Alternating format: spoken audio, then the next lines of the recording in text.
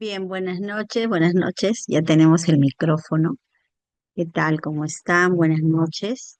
Hoy, 20 de junio, una sesión más.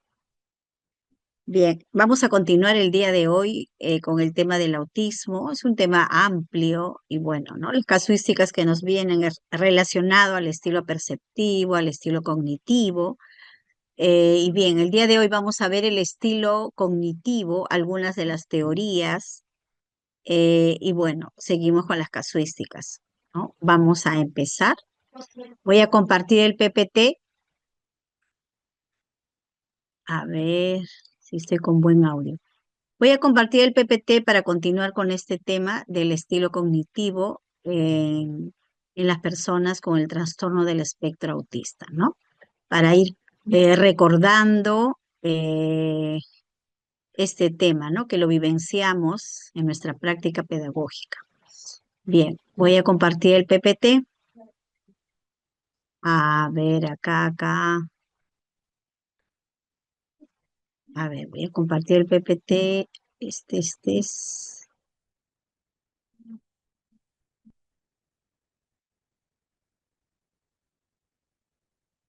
Bien, ya hemos visto, como les dije anteriormente, el estilo perceptivo, ¿no? Con todas las características, pero ahora vamos a conocer el estilo cognitivo y dentro de ello las teorías que explican el pensamiento autista. Eh, bien,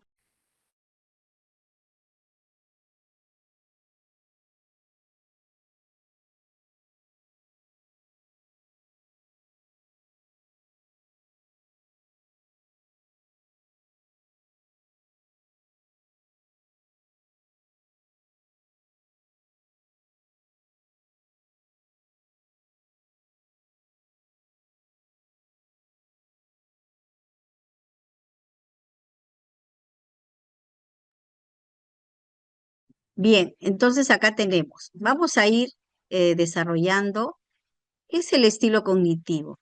Nos dicen las teorías que no existe ninguna fundamento psicológico que explique totalmente el estilo cognitivo, ¿no? Pero sí hay varias teorías que explican, y estas teorías no es que difieren totalmente una de otra, ¿no? Sino son explicadas por diferentes autores. Si nosotros ahora que desarrollemos este tema, vamos a ir viendo que no son 100% opuestas, no se complementan, ¿no? Podemos decir, ¿no? Pero explicadas de forma diferente por diferentes autores. Bien, entonces, eh, acá tenemos mm, algunas teorías más destacadas, vamos a ir viendo, ¿no? Explicadas por este autor, Alcantut 2013 y Palomo 2017. A ver, ¿qué es el estilo cognitivo? ¿Qué entendemos por estilo cognitivo? Martos y colaboradores, el 2012 nos dicen que el estilo cognitivo es la forma en la que nuestros estudiantes, en este caso con el trastorno del espectro autista, piensa y aprende. Por ello, ser consciente de la forma de aprender del alumnado con TEA nos va a permitir crear entornos y situaciones de enseñanza en las que se aprovechen sus competencias, ¿no? Entonces, al comprender cómo ellos piensan, cómo ellos aprenden, vamos a poder apoyar. Y de forma que se reduzcan los efectos negativos de sus déficits más significativos, ¿no? Eso es lo que nos dice. Entonces, vamos a ver la teoría de la mente, la teoría intersubjetiva, el modelo transaccional de la atención conjunta, el déficit en la coherencia central y el déficit de la función ejecutiva. Algunas teorías. Hay otras que vamos a ver tal vez en otra fecha, ¿no? ¿Por qué estas? Porque en las casuísticas nos vienen preguntas relacionadas a la teoría de la mente, ¿no? Y a las demás teorías también, de la atención conjunta, por ejemplo, coherencia central también y función ejecutiva, ¿no? De la forma como se plantean, se describen los pasos. Entonces vamos a empezar. A ver, ¿qué nos dice la teoría de la mente? La teoría de la mente de Baron Cohen Leslie Fried, 1985. Bueno, voy a ampliar para que también puedan leer o capturar la pantalla, ¿ya? Entonces acá nos explica que las personas con autismo muestran un desarrollo tardío en la capacidad de pensar, ¿no? Miren lo que dice, un desarrollo tardío en la capacidad de pensar acerca de los pensamientos de las demás personas, incluso de los suyos propios, ¿no?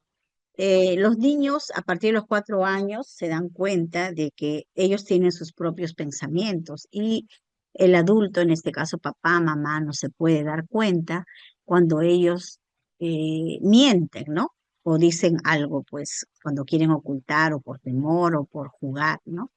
Entonces, el niño de menor edad eh, se caracteriza porque él no está muy consciente de que, o sea, él percibe de que su papá, mamá, eh, puede saber lo que él está pensando, ¿no?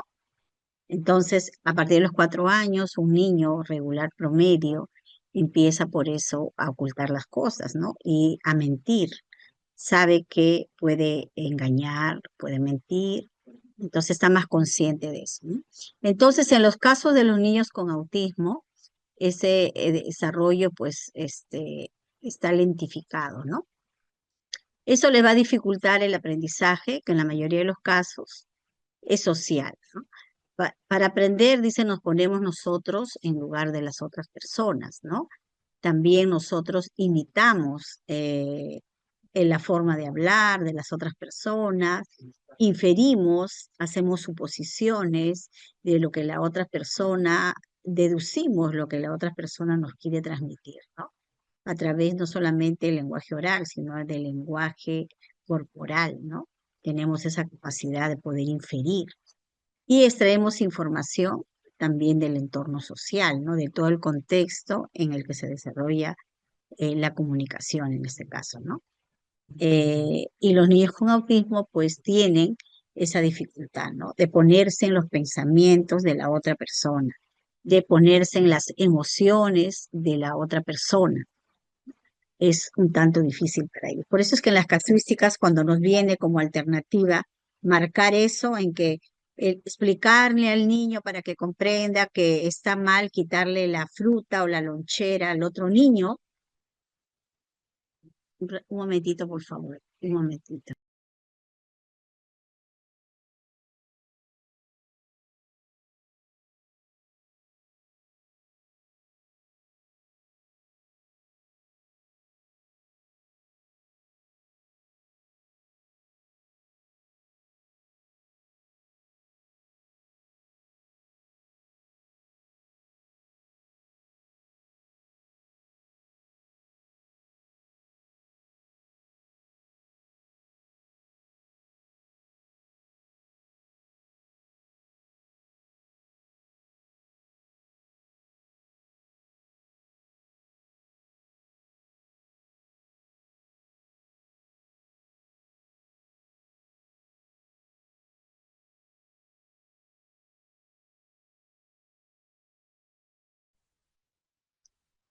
Bien, entonces continuamos. Disculpen, había mucho ruido y tuve que cerrar brevemente. Bien, entonces de eso se trata, ¿no? Cuando nos vienen a las casuísticas como alternativa de respuesta y nos dicen que el niño tiene que comprender al compañero o ponerse en el rol de él, en el papel o ponerse en los pensamientos, ahí estamos hablando de esta dificultad que tienen nuestros niños con autismo, ¿no? Que, como dice ahí, muestran un desarrollo tardío, ¿no? Ponerse en las emociones o pensamientos de la otra persona. Vamos a ver aquí con otro ejemplo, ¿sí? Dice, este déficit consiste en la incapacidad que muestran los niños autistas para tener una teoría de la mente, ¿no? O dicho en otras palabras, la incapacidad que muestran para predecir y explicar la conducta de otros seres humanos en términos de su estado mental, ¿no?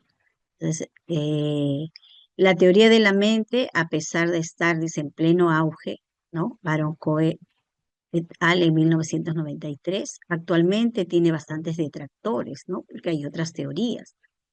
Eh, Tiene en la actualidad bastantes detractores que, apoyados en investigaciones empíricas, limitan, dice, bastante la capacidad explicativa de esta teoría de los déficits sociales en el autismo.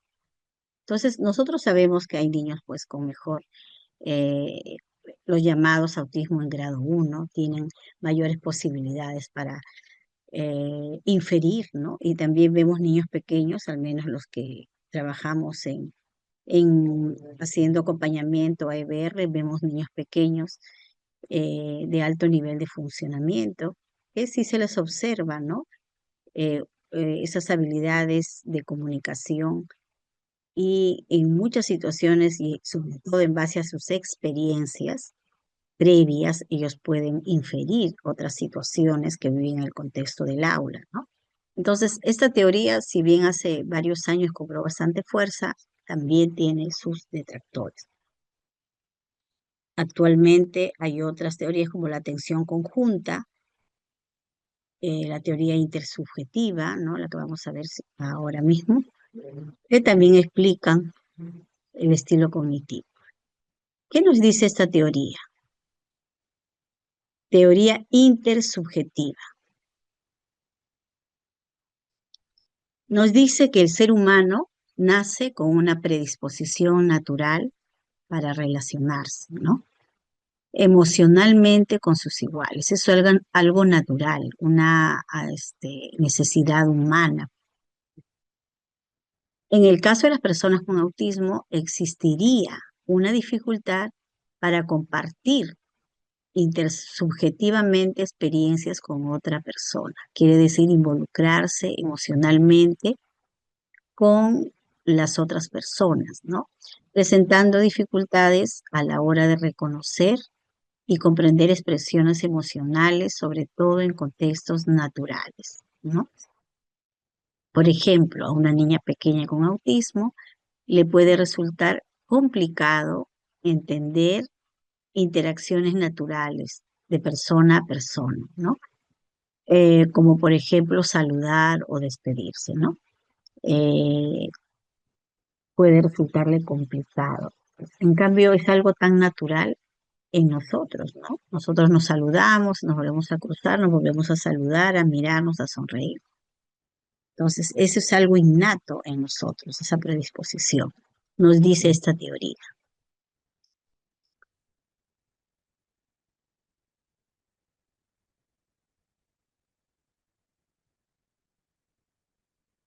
El modelo de la modelo transaccional de la atención conjunta. Aquí existe, dice, una ausencia de tendencia espontánea para que el niño quiera compartir con otras personas sus juegos, sus disfrutes, sus intereses. Eso también tiene que ver con el compartir la alegría, las emociones, ¿no? Es bastante similar a la anterior, ¿no? La teoría intersubjetiva. Entonces, aquí nosotros tendemos esa tendencia natural, espontánea. En cambio, ellos no. Por ejemplo, la escasa intención de un niño con autismo cuando está jugando. Está jugando, él no interactúa o no muestra su alegría al otro pequeño que puede estar a su lado, ¿no? Lo que observamos en el aula, mostrándole su alegría por tener un juguete nuevo, porque su juguete le agrada mucho, etcétera, ¿no? Pero comparte ese momento. Y comparte, como dice acá, su felicidad, ¿no? De su uso con su maestro, sea con el adulto o con sus compañeritos, ¿no? Eso es lo que nosotros podemos observar en un niño que tiene autismo en el aula, ¿no? Esa limitada espontaneidad para compartir sus disfrutes y juega solo, pues, ¿no? Es una característica o es bastante limitada eh, en relación a otros niños, ¿no? Esta teoría, por ejemplo, se hizo bastantes investigaciones Hay videos muy interesantes sobre la atención conjunta que refiere que se observó a un niño con síndrome Down, a un niño con discapacidad intelectual, ¿no? Y a un niño con autismo, ¿no? Menores de 2 años.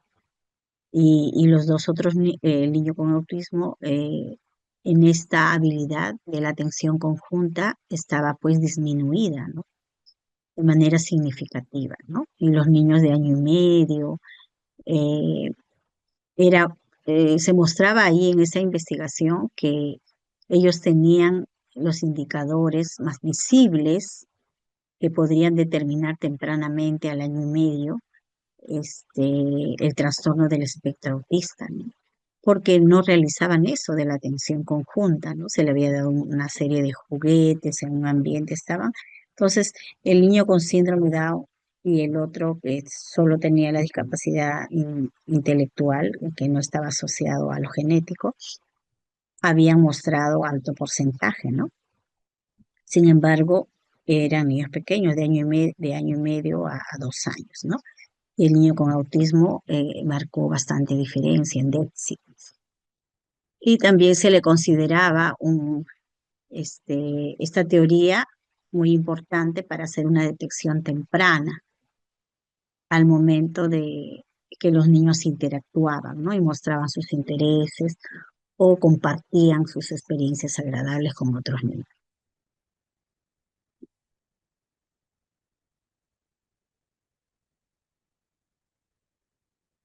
Bien, acá tenemos otra teoría, déficit en coherencia central o también llamado coherencia central débil. Muchas casuísticas nos vienen en relación a esta teoría. Por ejemplo, eh, entre unas hay una descripción que se hace en en el aula cuando la maestra muestra elementos visuales como una lámina y la maestra le pide a un estudiante con autismo que describa en base al tema eh, la lámina, ¿no? La lámina es relacionada a la educación vial y los niños están cruzando el crucero peatonal, pero van con una mascota. Entonces, todos los niños dicen sus opiniones y le preguntan a un estudiante con autismo, y el estudiante habla de la mascota, ¿no? Y se imbuye en ese tema del perro y hace comentarios del animal, ¿no? Entonces, ahí, por ejemplo, en una de las preguntas es con cuál de las teorías, ¿no? Bueno, no dice teorías, ¿no? ¿A eh, qué explicación, ¿no? En de qué forma se puede explicar lo que se ha descrito en la casuística, ¿no? La respuesta del estudiante con el trastorno del espectro autista. Y está referida al déficit en la coherencia central. También dificultades en la percepción global, también nos puede mencionar así la alternativa. Quiere decir que el estudiante no percibe el contexto de forma global. A eso se le llama el déficit en la coherencia central, sino se va por su característica y su estilo perceptivo, también se va al detalle, ¿no? En este caso, que le llamó la atención la mascota y pierde el sentido global, general, y se centra en ciertos estímulos. Quiere decir, no existe la capacidad para interpretar globalmente los estímulos. En este caso sería en una lámina. Lo mismo es cuando leen un texto, ¿ya? Porque hay casuísticas que nos dicen en relación a un texto, cuando leen y están relacionadas a esta teoría, ¿no? Porque no es capaz de percibir de manera global el texto, ¿no? De extraer las ideas o el tema principal y después los temas secundarios. No tiene esa capacidad, ¿no? De repente por ahí ubica alguna información y por su foco de atención se centra en algo que es secundario y pierde la noción del tema central, ¿no? Y lo mismo en la conversación, cuando dialoga, ¿no? En el discurso conversacional, de repente están dos compañeros conversando y él se une y escucha algo y a través de ese detalle que ha escuchado hace sus comentarios inapropiados, descontextualizados. Eso se ve en secundaria, por ejemplo, con los jovencitos que tienen un buen nivel, ¿no? De repente no están con coeficiente muy alto, pero dentro de la normalidad se desenvuelven bien, pero tienen dificultad en el discurso conversacional. Y se van por los detalles, ¿no? Y no se mantienen en el tema central, porque hay un déficit en la coherencia central. Es por eso que aquí dice que las personas con autismo se observa una dificultad central de procesamiento que afecta su capacidad para interpretar globalmente sus estímulos, sean visuales, sea al hacer una lectura, al estar conversando o de repente a través de otro tipo de información, al escuchar, ¿no?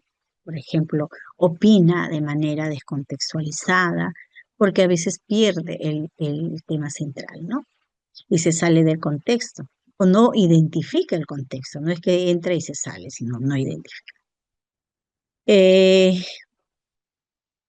provocando un procesamiento de la información centrada en el detalle, ¿no? Cuando vimos el estilo perceptivo, vimos que su memoria, ¿no? Era de detalle porque se centraba en un foco de atención, frente al procesamiento global, que sería lo correcto, ¿no? Y de acuerdo a ello, contextualizar la información, ¿no? Si está dialogando en base a un contexto, él va a ir opinando, ¿no?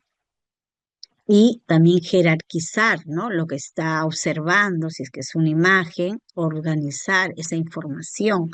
También hablamos del tipo, cuando hablamos de percepción, vimos que no sabe distinguir lo principal de lo secundario, ¿no? Lo que es una visión de túnel. Nosotros siempre en una lámina ponemos la figura principal y los elementos secundarios, ¿no? Iguales cuando conversan, ¿no? Siempre hay un tema principal y lo demás es secundario. Nos mantenemos nuestra conversación manteniendo un contexto, ¿no? Igual es cuando lee, ¿no? O cuando escucha una lectura. Bien, entonces, es por eso que queda el ejemplo que un estudiante con autismo de secundaria le puede ser difícil, ¿no? Extraer las ideas principales, saber cuál es el tema central y porque se puede centrar en algún detalle, ¿no? Y pierde el contexto central, ¿no? Por eso se llama dificultad en la coherencia central o déficit en la coherencia central, ¿no? O coherencia central débil, perdón. En una de las casuísticas nos preguntan, coherencia central débil está como alternativa, ¿no? Y se refiere a esta dificultad que presenta en el estilo cognitivo. Aquí, para que quede mucho más claro, en 1994, ahí está la teoría de la coherencia central débil, nos dice, perdón, eh, el estilo cognitivo de la mayoría de las personas tiende a captar la información de forma global. Así, nosotros procesamos la información, ¿no? Siempre estamos contextualizando todo lo que escuchamos, lo que observamos, ¿no? Procesamos la información como un todo, es decir, vemos el bosque antes de ver los árboles que lo componen, ¿no? Nosotros captamos el tema central, ¿no? De qué se está conversando, de qué se está hablando. Vemos el bosque, lo que no ocurre con estos estudiantes con autismo, ¿no? En el caso de las personas con autismo, se observa una tendencia clara a focalizar la atención en elementos individuales y locales, más que en darle un sentido pues global, ¿no? A lo que está sucediendo, a lo que está percibiendo a través de una lámina, escuchando, leyendo, ¿no? De este modo se encuentran con dificultades para integrar la información, ¿ya? Esto de integrar la información también en una casuística no nos ponen coherencia central débil. En una sí, pero en otra no. Nos ponen, por ejemplo, por qué ha hecho ese comentario el estudiante, ¿no? De irse por un detalle que ha observado en la lámina. ¿A qué dificultades, ¿no? ¿A qué se debe? Y nos pone porque tiene dificultades en la memoria visual o dificultades para integrar la información visual. Porque estaban hablando de una lámina, entonces hablamos de integración visual, ¿no? Entonces estaba describiendo una lámina.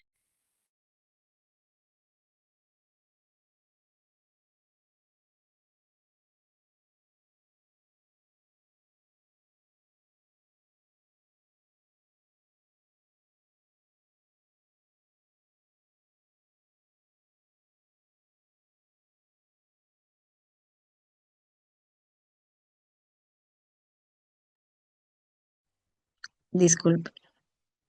Bien, entonces de eso se trata, ¿no? Dificultades para integrar la información. ¿Y por qué era visual en esa casuística? Porque estaban observando en clase una lámina, ¿no? Entonces, y decía eso, ¿no? Eh, ¿Por qué el estudiante respondió, ¿no? A ese detalle? Bueno, estamos observando una lámina, porque había dificultades para integrar la información visual. ¿Por qué era visual? Porque se trataba de una lámina que se había presentado en el aula, ¿no? Entonces, eh, cuando existen esas dificultades para integrar la información de forma contextualizada, como dice así, ¿no? Como dice aquí, y así poder generalizarla, ¿no? Ya que se fijan en los detalles más concretos o fragmentos aislados, ¿no? Esto va a ser basado a sus intereses,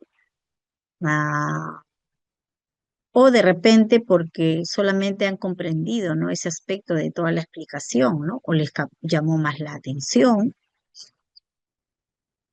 y lo que va a dar lugar a interpretaciones erróneas. Se va a interpretar de manera equivocada, ¿no?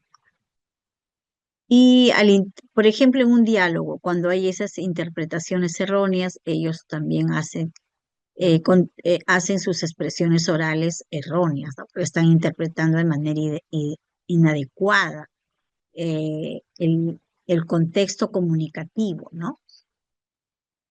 Podría darse el caso de que se acuerden de fragmentos muy precisos de una conversación o le presten atención a determinados objetos, ¿no? Dando lugar a destrezas muy destacables en torno a ese foco atencional, ¿no? O por el contrario, a déficit de carácter social, ¿no? A veces ellos hacen, pues, cuando son pequeños, los niños verbales, uno si los conocemos, ellos quieren comunicarse, quieren conversar, quieren opinar. En clase levantan la mano, ¿no? Los niños que están incluidos en inicial, en los primeros grados, pero sus expresiones orales pues son descontextualizadas, ¿no? O basadas en una experiencia o algo que llamó su atención, pero no captan. No recuerdo muy bien que en una clase habían ido al Parque de las Leyendas, habían visto los animales y el niño pues con autismo levanta la mano y la maestra le dice, no, y como él también quería opinar y había escuchado, miraba a sus compañeros que ellos opinaban y le dice, ¿y tú cómo le darías, a qué animal te gustaría darle de comer? ¿No? Porque estaban hablando de los animales del parque, habían hecho un paseo. Y él dice, a mi gatito, a mi gato yo le doy leche, ¿no? Entonces la maestra le dice, pero en el colegio no hay un gato. Perdón, en el Parque de las Leyendas no hemos visto gato. ¿Has visto un gato? No, dice, ¿no? Y le pregunta, ¿y tú qué darías de comer este, a los animales nuevamente? Yo le doy leche, ¿no? Porque él estaba relacionando la historia del paseo, lo que los niños decían y él quería opinar. Pero él tiene un gatito, ¿no? Entonces todo lo relacionado, el tema de animales al gatito que él jugaba o tenía en casa, creo. Totalmente fuera de contexto, ¿no? Él un animalito, y su animalito, su experiencia era su gato, ¿no? Pero él participó, levantó la mano, pero estaban hablando de los animales de él que habían visto en el parque, ¿no?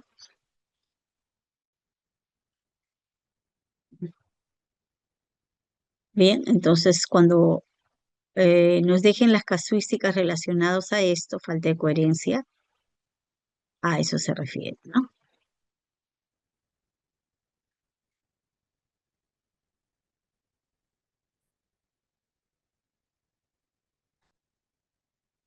Aquí tenemos otro, el déficit en la función ejecutiva. La función ejecutiva es la habilidad que tenemos nosotros y todas las personas para mantener activo, dice, un conjunto apropiado de estrategias mentales, ¿no? Estrategias para resolver problemas, ¿no? Nosotros cuando nos enfrentamos, por ejemplo, a una actividad, a una tarea o a cualquier situación de la vida cotidiana, nosotros organizamos qué es lo que vamos a hacer, tomamos decisiones, inhibimos también cierto tipo de respuestas. Decimos, no, de esa manera no lo puedo hacer, estaría mal, y nos replanteamos, ¿no? Estamos reflexionando en la toma de decisiones, ¿no? Para dar solución a este problema, ¿no? Es como en clase, por ejemplo, los estudiantes realizan una práctica calificada, ¿no?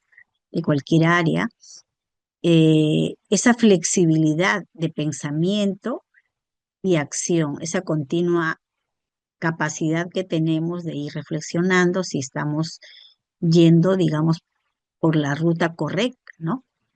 Y si no es así, estamos tomando decisiones, nos planteamos nuevas estrategias para la resolución del problema. Entonces, estamos planificando, organizando, otra vez siendo flexibles, otra vez planificando, reorganizando, con el objetivo de lograr una meta, ¿no? Sea en este caso, si estamos en el aula haciendo una tarea, una práctica calificada, ¿no? O resolviendo un cuestionario, etcétera.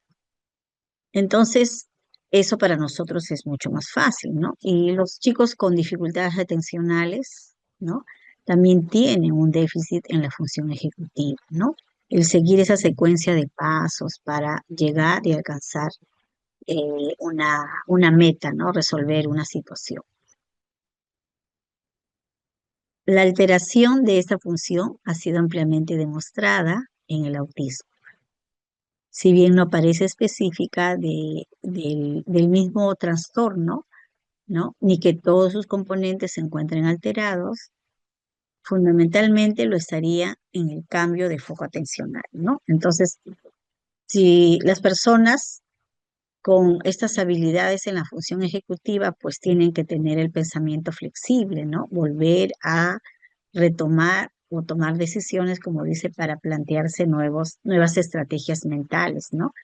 En cambio, las personas con autismo nos dice que ellos, porque tienen un foco atencional, ¿no? Basado en sus intereses, entonces ahí es la poca flexibilidad que ellos tienen. Y no les tiene dificultad para cambiar el foco atencional, ¿no? Y cambiar el criterio en este caso y aplicar nuevas estrategias mentales, ¿no? Porque ellos tienden a hacer, a seguir estructuras, ¿no? Por eso es que siempre se dice que hay que anticipar, estructurar, ¿no? ¿Qué es lo que van a hacer, ¿no? Y eso es lo que les da a ellos más tranquilidad, les quita la ansiedad, saber qué es lo que van a hacer. En cambio, para nosotros es fácil, ¿no? ¿Qué es lo que van a realizar? Entonces, cuando desarrollan determinadas tareas, les cuesta, pues, nuevas estrategias mentales, cambiar la ruta, tomar nuevas decisiones, pues, no tienen pauteado lo que van a hacer y eso les cuesta. Mm, mm, y aquí nos da un ejemplo, ¿no? Por ejemplo, un niño de primaria le puede resultar dificultoso saber qué pasos debe completar para realizar un examen, ¿no? Que sería la meta futura, el poder eh, culminar esta actividad, ¿no? Y por ello necesita un apoyo visual, ¿no? Nosotros usamos los pictogramas, la secuencia, ¿no? Para que tenga algo estructurado y se sienta para él sea mucho más fácil, ¿no? Darle pautas como primero tengo que leer el examen, contesto las preguntas en orden, ¿no? Y si no sé, lo voy a marcar, la marco. Si no sé alguna, la marco y la dejo para después, pero continúo, ¿no? Repaso las respuestas, reviso todo, el examen y por último lo entrego al docente, ¿no? Entonces, de esa manera, nosotros, eh, con este ejemplo podemos entender, ¿no? Porque si lo sabemos, de que el niño se va a sentir, va a culminar la meta, ¿no? Si le pauteamos qué es lo que tiene que hacer ante esa toma de decisiones que de repente para él es difícil, ¿no? De cambiar, ¿no? Lo que inicialmente él tenía como pauta o se produce durante la realización de esa tarea. Por eso es que ahí nos dice ser flexible de pensamiento y acción, ¿no? Saber que podemos desarrollar otras acciones que de repente no se pensó inicialmente, ¿no? Todo lo que es planificación y organización. Bien, tenemos otras teorías, lo vamos a ver otro día, la teoría del déficit en imitación, la alteración en cascada y el sistema de neuronas espejo, la teoría de la percepción social en el autismo o teoría de la mente inactiva, la teoría del déficit en motivación social. Bueno, a ver qué tenemos aquí. Bien, entonces, si integramos las teorías que hemos visto hasta ahora, nos encontramos ante un estilo de aprendizaje diferente, ¿no? Caracterizado por un foco atencional que puede ser rígido y reducido, dificultando que estas personas capten las situaciones en su conjunto, incluida la perspectiva de la otra persona, ¿no? Entonces, miren, dificultando que las personas con autismo puedan captar las situaciones en su conjunto, ¿no? La falta de coherencia central, ¿no? De ver todo el contexto global. Como dice, de ver primero el bosque, ellos van a ver primero el árbol, incluida la perspectiva de la otra persona, ponerse en la postura, en la posición de la otra persona. Klinger y colaboradores 2007.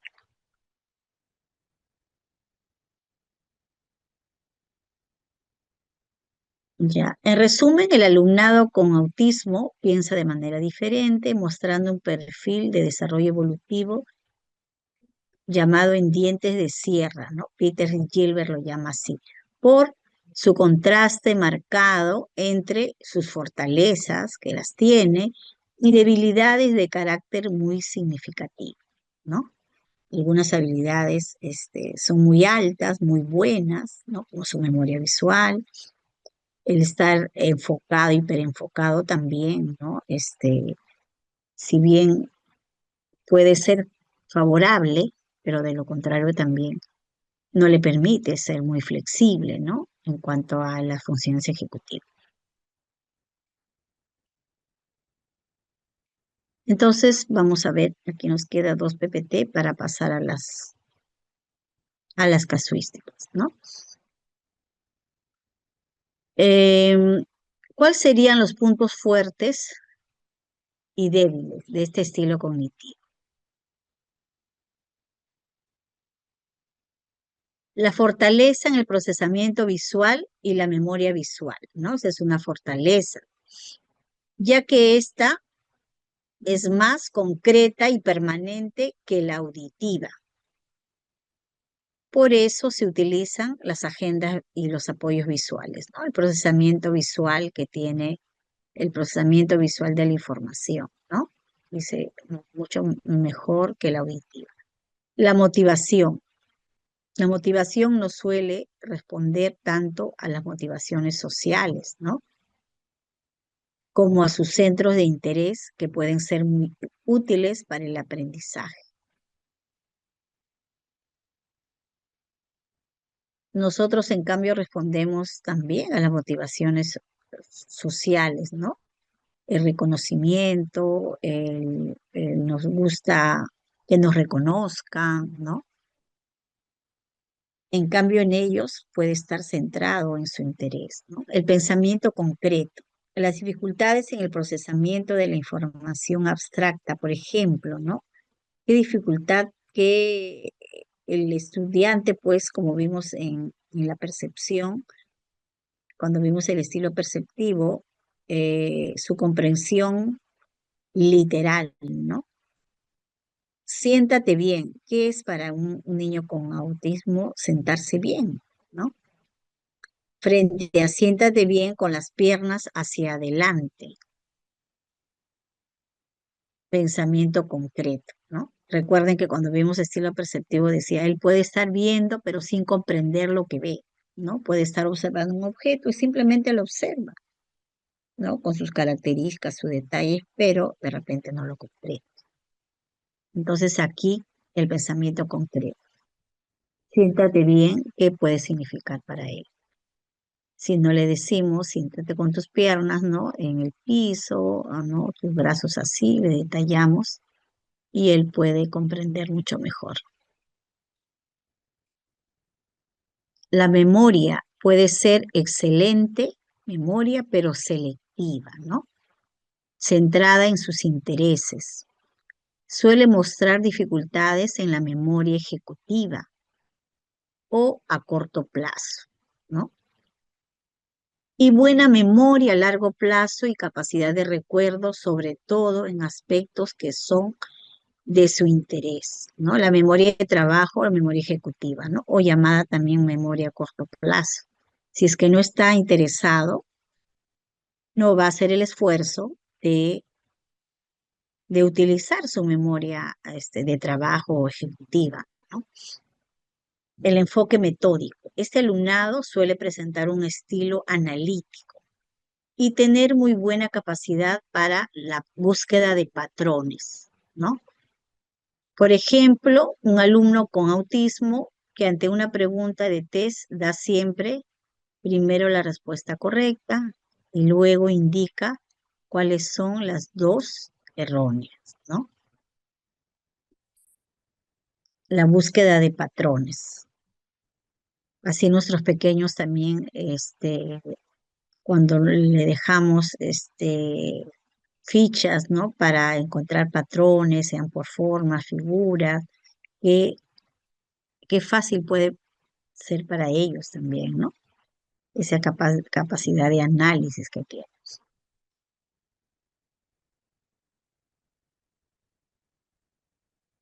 Obviamente que tiene que ver el coeficiente intelectual también, ¿no? En el SEBA encontramos niños ya con autismo, pero con dificultades también intelectuales, ¿no? En cambio, en los colegios de EBR, los estudiantes, sí, es visible, ¿no? Esa capacidad que tienen, son niños verbales y todo. La atención, excelente nivel de atención sostenida en aquellos aspectos que le interesan, ¿no? Y dificultades en el cambio de foco atencional, ¿no? Por eso su poca flexibilidad. Pueden ser minuciosos, exhaustivos en el trabajo. Si están interesados, pueden ser excelentes, ¿no? Y destacar en ese tema que les interesa.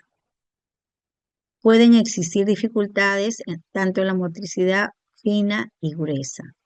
Son frecuentes los déficits a nivel grafomotriz que dificultan su evolución educativa. Por ejemplo, son capaces de dar la respuesta correcta ante una pregunta de manera oral, pero no escribirla, ¿no? A veces también porque no es de su interés escribir. En el caso de los niños, pues, mayores posibilidades que están en EBR, ¿no? Bien, entonces ahí nos quedamos. A ver qué seguía.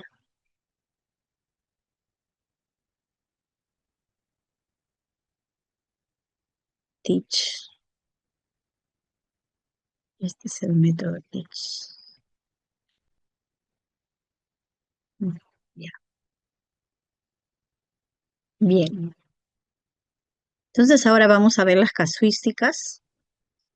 Están pasando bastantes aviones. Bien, voy a compartir las casuísticas del día de hoy. A ver.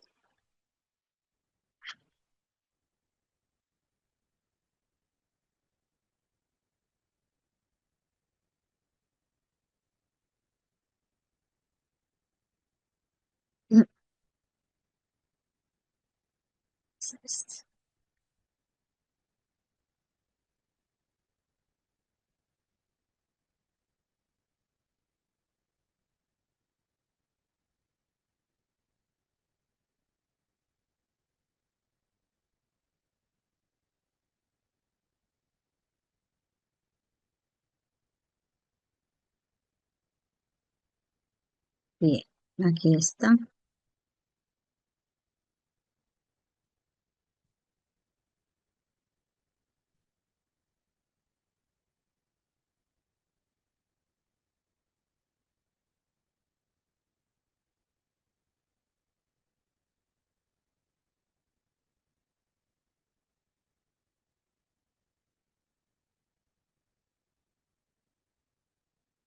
Bien, acá tenemos estos casos para hoy.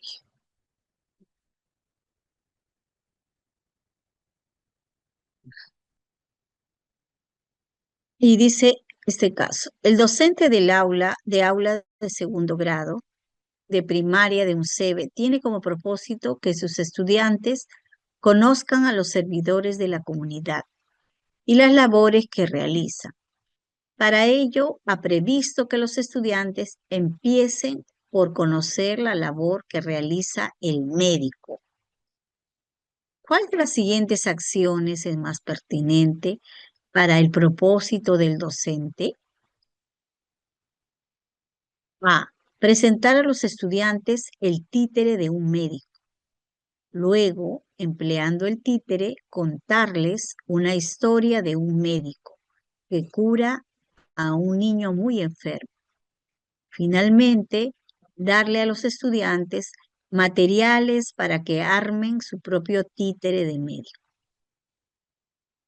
B. Colocarse un uniforme de médico y explicar a los estudiantes qué labor realiza este profesional. Luego, simular que un estudiante está enfermo para que puedan observar una atención médica. Finalmente, plantearle preguntas sobre lo observado. C. Coordinar con el hospital de la comunidad para realizar una visita. Luego, recorrer con los estudiantes los ambientes del hospital para que conozcan el lugar. Finalmente, visitar el consultorio de uno de los médicos para que éste converse con ellos y los ausculte, ¿no? Entonces, en la primera alternativa, el material, el elemento que se va, o el recurso que se va a usar es un títere, ¿no? Y en la B van a simular y ponerse en el rol, pues, de un médico y hay un paciente que es un estudiante, ¿no? Y en la C van a ir a visitar la comunidad, ¿no? Van a visitar la comunidad a través de una visita. Van a realizar, dice, coordinar con el hospital, dice, ¿no? Entonces, ¿cuál sería lo más apropiado? ¿Qué dice mi propósito? Siempre debo tener en cuenta mi propósito.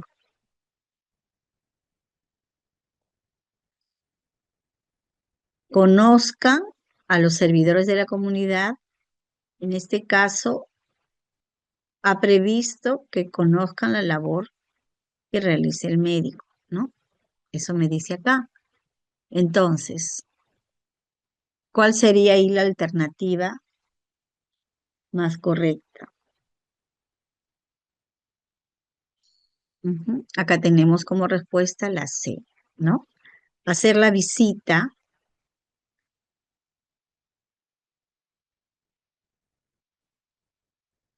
conocer los espacios, ¿no? De manera directa y van a hablar con el médico, los van a auscultar, ¿no? La labor que realiza el médico. Entonces ahí tenemos la C, que sería lo ideal, tener la experiencia en el mismo lugar con el trabajador, que sería el médico. Bien, acá tenemos otro caso. Kiara es un estudiante de 8 años que presenta discapacidad intelectual severa y se comunica de forma oral. Ella asiste al aula de primer grado en un CEBE. La docente ha observado que a Kiara le gustan mucho las frutas, pero no, no las identifica. No las identifica por su nombre, dice. Por ello, su propósito, ¿cuál es? Dice acá, tiene como propósito que el estudiante identifique el nombre de las frutas. Eso es lo que quiere. Para iniciar, y está en negrita, para iniciar este aprendizaje, ¿cuál de las siguientes acciones es más pertinente? En un CEBE, son estudiantes de primer grado de un CEBE.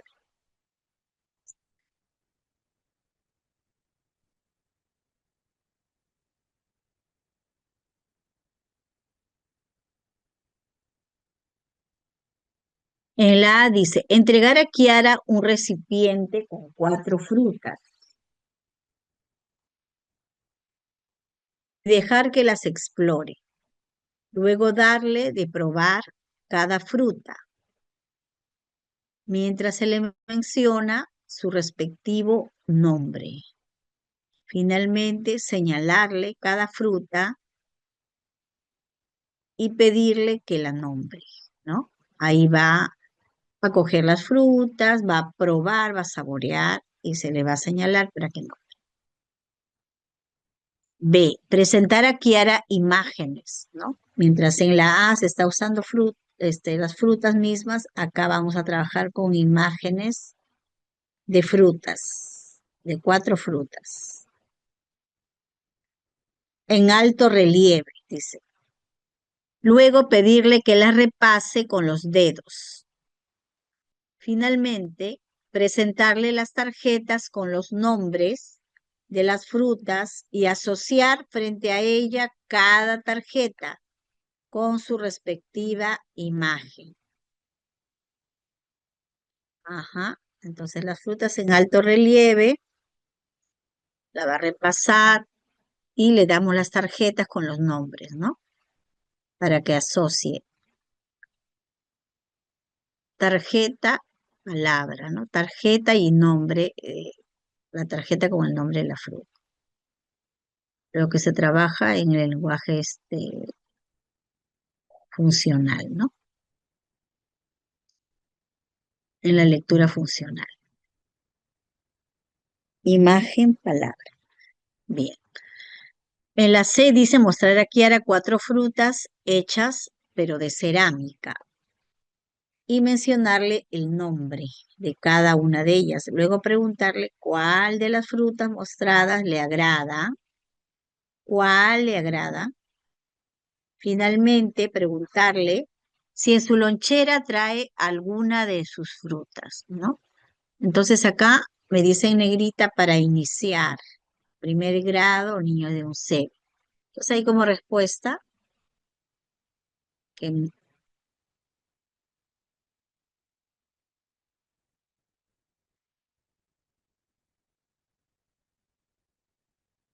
¿ah? Bien, acá tenemos como respuesta la A, ¿no?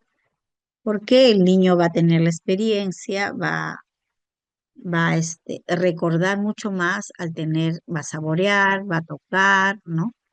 Y bueno, ahí se le va a repasar los nombres, porque el objetivo es, el propósito es que el niño identifique el nombre de las frutas, ¿no? Entonces, ¿cómo voy a favorecer su atención, su memoria, ¿no? A través de la experiencia directa, ¿no?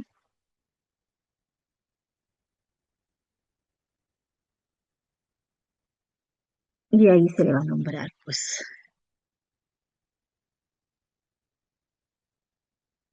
bien.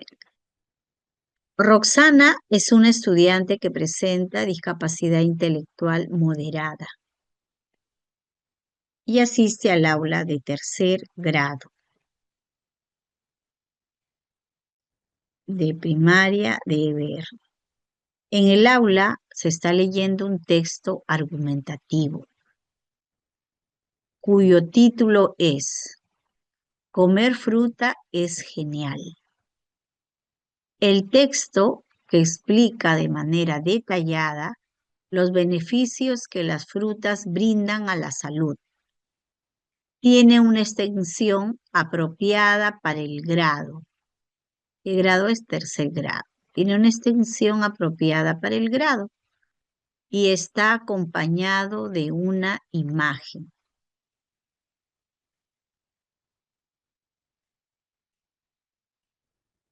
El docente nota que Roxana, que tiene discapacidad intelectual moderada, acá dice, nota que Roxana presenta dificultades para procesar la información del texto. ¿Qué texto es? Argumentativo.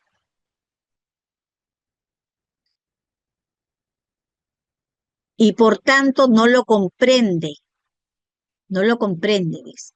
¿Qué adaptación al texto debe realizar el docente para favorecer la comprensión lectora de Roxana? A. Insertar al final de cada párrafo preguntas para asegurar que comprenda las ideas planteadas en este antes de continuar con la lectura. Quiere decir, al final de cada párrafo va a poner preguntas para que comprenda las ideas planteadas, ¿no? Después de cada párrafo, una pregunta. B. Reducir la extensión del texto y acompañar cada párrafo con una imagen que se relacione con las ideas desarrolladas en este.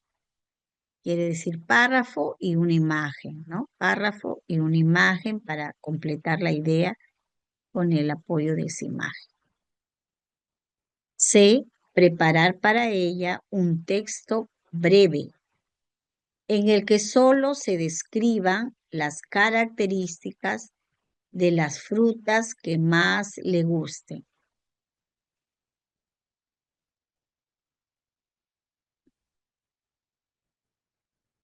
Ahí, ¿cuál sería la alternativa? A ver, le agrego una pregunta al final de cada párrafo. Dice la A, y así me aseguro que capte la idea del párrafo. En la B, reduzco la extensión del texto y acompaño con una imagen cada párrafo que se relacione con las ideas del párrafo mismo. O C, preparo un texto breve solamente con la descripción de las características de las frutas que más le gustan. Está en el aula de tercer grado, ¿no? Y el texto tiene una extensión, dice, apropiada para el grado.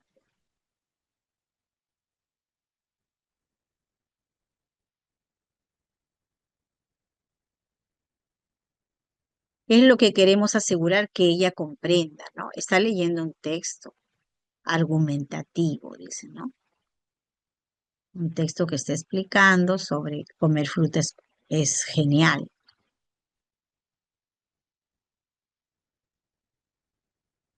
¿Cómo me aseguro si es que ella está leyendo que quiero que lea y comprenda? ¿Verdad? La competencia es, si leo, tengo que comprender.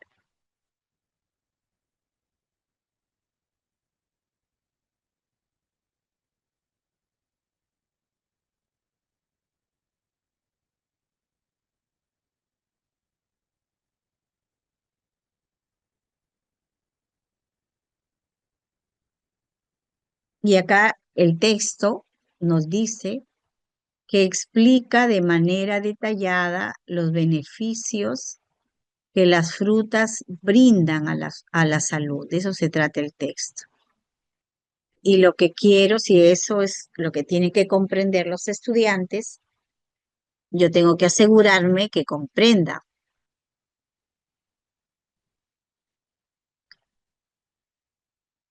el contenido del texto, ¿no? Entonces, ¿cómo le ayuda a comprender? Pues la respuesta es la B, ¿no? Después de cada párrafo, voy a reducir, obviamente, la extensión del texto, pero en cada párrafo le voy a acompañar con una imagen para que pueda comprender.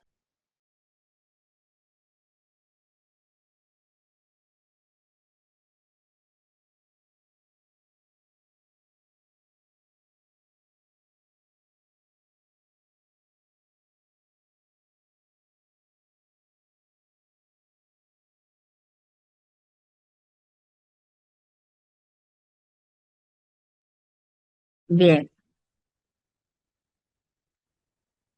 acá tenemos otro caso, ¿ya? Dice, lea la siguiente situación y responda a la pregunta 51 y 52. Los estudiantes de segundo grado de primaria de una institución de BR leerán una adaptación del poema en prosa, Platero, poema en prosa. Platero de Juan Ramón Jiménez. En el aula estudia Esther, quien presenta síndrome de Down y puede leer textos cortos. Ella lee textos cortos. A continuación se presenta un fragmento del texto que leerán los estudiantes. Vamos a ver el fragmento. Esther tiene síndrome de Down y está en segundo grado de primaria. Platero, Platero es el título, ¿no? Y dice, Platero es pequeño, peludo y suave, tan blando por fuera que se diría es todo de algodón, que no lleva huesos, solo sus ojos son duros como dos escarabajos de cristal negro. Se va al prado y acaricia tibiamente con su hocico las florecillas rosas, celestes y amarillas. Lo llamo dulcemente Platero. Platero, y viene a mí con un trotecillo alegre. Es tierno y mimoso, igual que un niño, que una niña, pero fuerte y seco por dentro, como de piedra. Cuando paseo sobre él los domingos por la, los domingos por las últimas calles del pueblo, los hombres del campo, vestidos de limpio y despaciosos, se quedan mirándolo. Ese es el texto.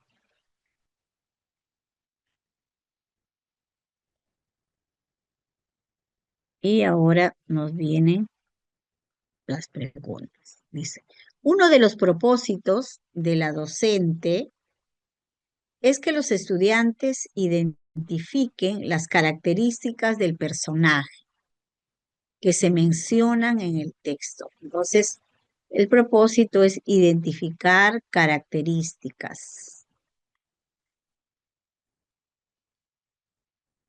de personajes que se mencionan en el texto. Luego de leer el texto con todos los estudiantes, ¿qué acción es más pertinente para favorecer este aprendizaje en Esther? ¿Cuál es el aprendizaje? ¿Cuál es el propósito? Que identifique las características del personaje que se han mencionado en el texto, ¿no? Entonces, ¿qué acción es pertinente? A, entregarle a Esther el texto resumido, resumido, y proponerle que lo lea. Luego pedirle que describa al personaje con sus propias palabras, ¿no? Un texto resumido le vamos a hacer leer y le decimos que describa con sus propias palabras. B, entregarle a Esther el texto. Vamos a darle el texto con las características del personaje. Aquí ya le damos el texto, pero con las características resaltadas para que ella pueda identificarlas con facilidad. Ya se lo damos resaltado. Luego pedirle que lea las palabras resaltadas, ¿no? Quiere decir, ya va a estar resaltado todas las características y le vamos a decir, lee las palabras que están resaltadas después que lo ha leído, ¿no? C. Entregarle a Esther una lista de las características del personaje elaborada con información del texto. Acá le vamos a dar ya la lista de las características que se mencionan según la información del texto. Pedirle que lea la lista y a partir de esta va a elaborar un dibujo del personaje. ¿Cuál era el propósito? Que dibuje. Acá en la C ya se le está dando la lista de las características. Y en base a esa lista va a dibujar. En la B le vamos a dar un texto con las características ya resaltadas para que ella lea esas palabras resaltadas. La idea es que ella también participe de su aprendizaje, ¿no? Entonces, ¿cuál sería la respuesta correcta?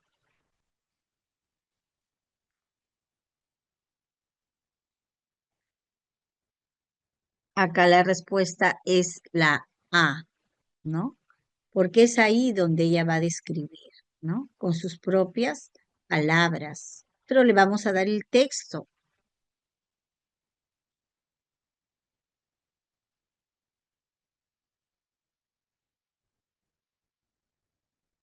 Acá solamente va a leer lo resaltado. Pero ¿cuál es mi propósito? Que identifique las características. Entonces, en la A va a mencionar de ese texto resumido las características, ¿no? Y en la C va a ser un dibujo.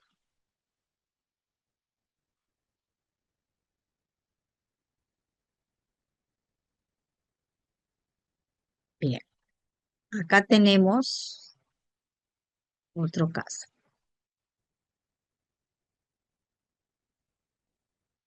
Bien, acá dice, luego de leer el texto, la docente y los estudiantes conversan acerca de sus propias características y cualidades.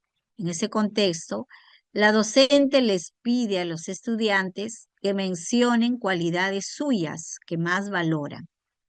Cuando le toca el turno a Esther, ella contesta, yo tengo cabeza, brazos y piernas, ¿no? Entonces, ¿cuál es el propósito acá? Que digan sus características y cualidades, ¿no? Y Esther contestó, yo tengo cabeza, brazos y piernas.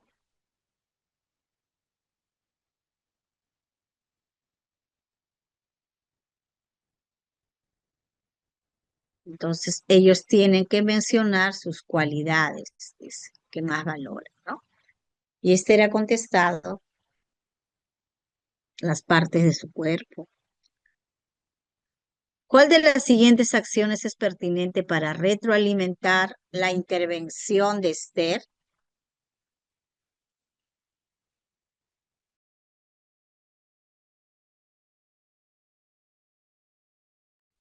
Bien. ¿Cuál de las siguientes acciones me permite retroalimentar, dice la intervención de Esther? A, decirle, Esther, creo que te has equivocado. Esas no son tus cualidades. Luego animarla para que lo intente de nuevo, diciéndole, estoy segura de que lo lograrás. No, solamente se le va a animar, se le va a decir que se equivocó y ahí terminó, ¿no? Y la animo diciéndole que lo va a lograr. Eso será una adecuada retroalimentación. B, decirle, Esther, esas son las partes de tu cuerpo. Luego preguntarle, ¿cómo eres? con tus amigos? ¿Eres amable? ¿Eres juguetona? Ahí se plantea unas preguntas de apoyo, ¿no? Para que ella entienda qué son sus cualidades, ¿no? C, decirle, Esther, tú eres juguetona, cariñosa, amable y sociable. Luego pedirle que repita. Ella va a repetir las cualidades mencionadas, ¿no? Entonces, ¿dónde ella está desarrollando adecuadamente, o mejor dicho, está logrando el propósito? ¿En la A, en la B o en la C?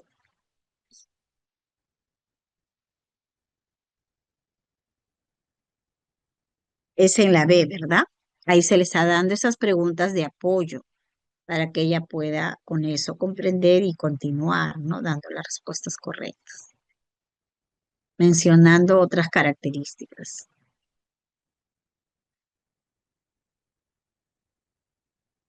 Este tipo de preguntas de la retroalimentación, ¿no? Siempre han venido, en las últimas evaluaciones también hay varias como retroalimentar, ¿no?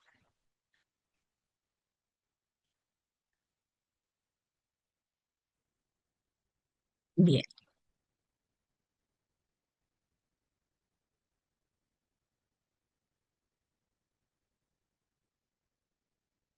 bien, acá tenemos otro caso que dice, Ramón es un estudiante que presenta discapacidad intelectual leve y asiste al aula de cuarto grado, ¿no? Intelectual leve y asiste a cuarto grado en una institución de ver. Él puede leer y escribir textos. Luego de conversar con los estudiantes sobre las características del acróstico, la docente les propone escribir un acróstico. Ese es el propósito, ¿no? Cuando leemos la casuística hay que darnos cuenta cuál es el propósito dentro de la descripción que se hace. Les propone escribir un acróstico con las letras de la palabra Perú, considerando las características de Ramón, que tiene discapacidad intelectual leve y está en cuarto grado de primaria. ¿Cuál de las siguientes acciones es más pertinente que realice la docente para ayudarlo a escribir su acróstico?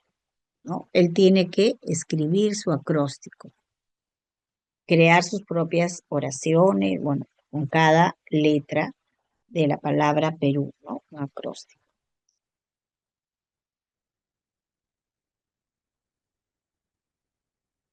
En la A me dice, presentar a Ramón 4 oraciones, asegurar que cada oración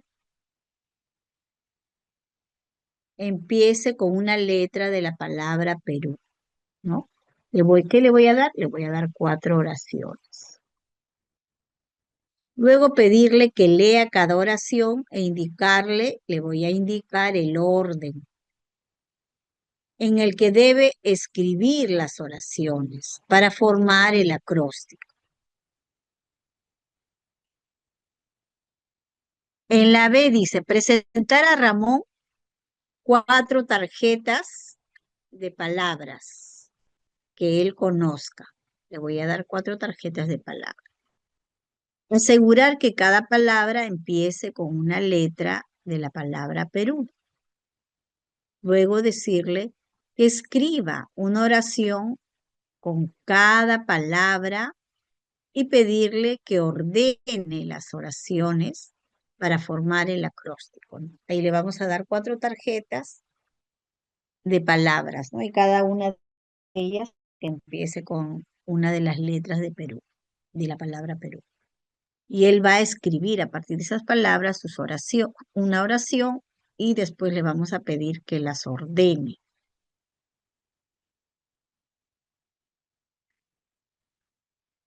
Como es Ramón, tiene discapacidad intelectual leve, está en cuarto grado y nos dice él puede leer y escribir textos.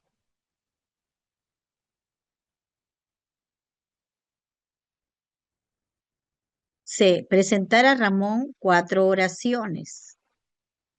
Le vamos a dar 4 oraciones, asegurar que cada oración empiece con una letra de la palabra Perú y que algunas palabras que él no conozca hayan sido reemplazadas por imágenes, ¿no? Quiere decir que va a haber oraciones, pero con incrustaciones de imágenes. Luego pedirle que ordene la oración formando el acróstico y las copie en su cuaderno.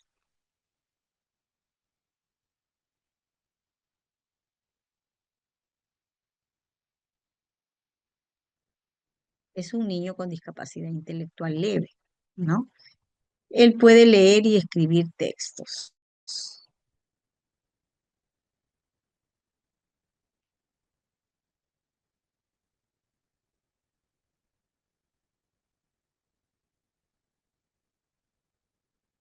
Miren que cuando uno lee así, tal cual, si lo comprendemos literalmente, como dice acá, él puede leer y escribir textos. Yo debo decir, bueno, él escribe bien, él lee bien, pero ¿cuál es la característica de nuestro estudiante con discapacidad intelectual leve?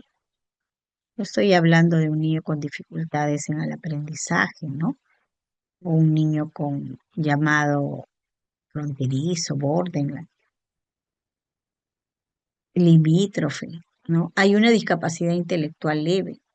¿Cómo será la producción escrita de los estudiantes con discapacidad intelectual? Ellos logran hacer sus oraciones, elaboran sus oraciones con coherencia, usando los conectores adecuadamente. Y a veces cuando dice él puede leer y escribir, yo digo, ay, él puede crear sus oraciones, ¿no? Yo le doy una palabra y él hace su oración con sentido completo. Porque escribir textos, al menos en EBR, cuando uno está en las aulas, las maestras de EBR dicen, escribe textos es porque él es autónomo, ¿no? Puede producir con sus propias ideas sus propios textos. Estamos hablando acá de cuarto grado de primaria. Pero nuestros estudiantes con discapacidad intelectual leve tienen dificultades para hacer sus propias oraciones, hacen textos, sus oraciones simples, sí, ¿no? Pero que te organicen una oración. Ya, aquí un poco puede confundirlo, porque yo puedo decir, él escribe oraciones. Ahí me dice que él puede leer y escribir, y leer es comprender, y escribe es producir sus propios textos adecuadamente, pues, ¿no? Pero acá me dice, en la B me dice, él ya tiene 4 tarjetas de palabras, ¿no?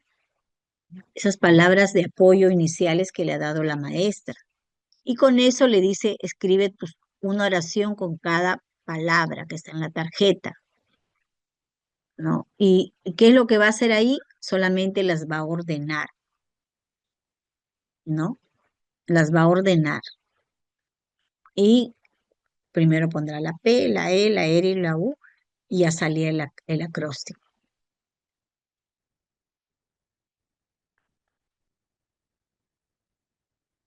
Y acá el propósito es que él escriba un acróstico con las letras de la palabra Perú. En cambio, en la C, acá se le da a Ramón 4 oraciones. ¿Quién le da? La maestra. Y uno puede decir, pero la maestra ya le dio las oraciones, él no está escribiendo, ¿no? Porque escribir es que tú elabores, ¿no? Vas a, vas a crear tus oraciones, vas a escribir. Acá en la C ya se le da las 4 oraciones, ¿no? Pero ¿qué se incrusta? Imágenes para, en vez de alguna palabra compleja que él no pueda comprender, son oraciones con incrustaciones de imágenes, ¿no? Luego pedirle que las ordene, ¿no? Siguiendo el orden de la palabra Perú. Y una vez que las ha ordenado, él va a copiar ese acróstico en su cuaderno. Y ahí está escribiendo, ¿no? Entonces Minedu considera acá que la respuesta es C, ¿ya? Porque acá va a escribir, pero el apoyo le da la maestra, ¿no? Le da 4 oraciones con incrustaciones de imágenes para las palabras que él no pueda comprender, ¿no? Que son muy complejas. Y él va a ordenar esas oraciones y va a elaborar su acróstico, bueno, lo va a copiar en su cuaderno. Para un niño con discapacidad intelectual leve, hay que ayudarlo para que él produzca sus oraciones, ¿no? Porque generalmente hace una oración muy simple o se queda en frases, ¿no? Sabe copiar de la pizarra, sí, puede copiar, ¿no? Y puede hacerlo bastante bien, pero escribir implica pues elaborar oración.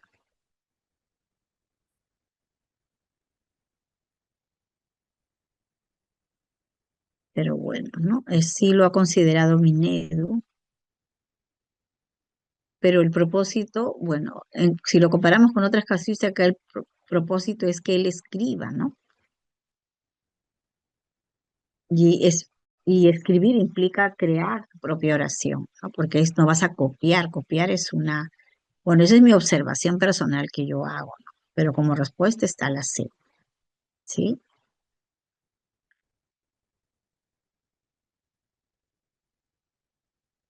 Porque a simple vista, si uno maneja el concepto de qué es leer, qué es escribir, si tenga discapacidad intelectual, el apoyo sería darle las 4 tarjetas con las palabras, yo puedo decir, y él va a crear su oración, ¿no? Debo entender que lo puede hacer bien, lo puede hacer mal, la idea es que lo haga bien, ¿no? Y al ordenar ya va, al menos ha creado, ha escrito o ha creado una oración, ¿no? Ahora, decirle que escriba una oración con cada palabra, ¿no? El propósito estaría ahí. Pero sea mi dedo considerado que acá es la C, ¿ya? Por eso es que yo encierro acá y siempre lo he hecho, ¿no? Lo remarco porque de repente se repite esa pregunta, porque muchas se repite. Acá lo que va a hacer es un copiado. Para mi percepción, acá solamente está ordenando, ¿no? Porque acá es que él escriba. Si bien hay un apoyo para que él lea la oración y lo comprenda con esa imagen, es más lectura. Y acá me está pidiendo escribir, ya lo preciso, pero Minedu no ha considerado acá la C. Y para mí, acá lo que está haciendo es copiar, que no es escribir en su concepto real. Tú escribes algo que tú creas, te imaginas. Copiar es otra cosa, ¿no? Transcribir, como usan en EBR las maestras. Él transcribe, te dice, pero no escribe. Bien,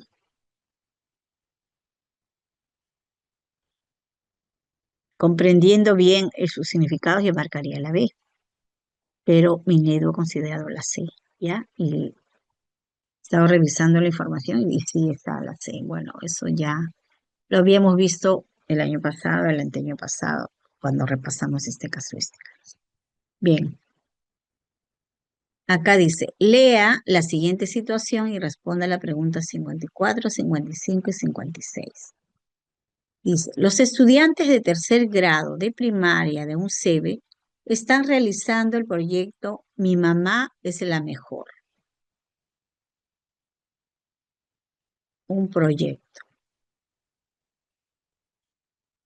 En el marco de las celebraciones por el Día de la Madre, como parte de las actividades del proyecto, cada estudiante elaborará un portarretrato con el nombre de su mamá. luego realizarán un baile grupal, ¿no? Entonces hay un proyecto de un portarretrato y después un baile.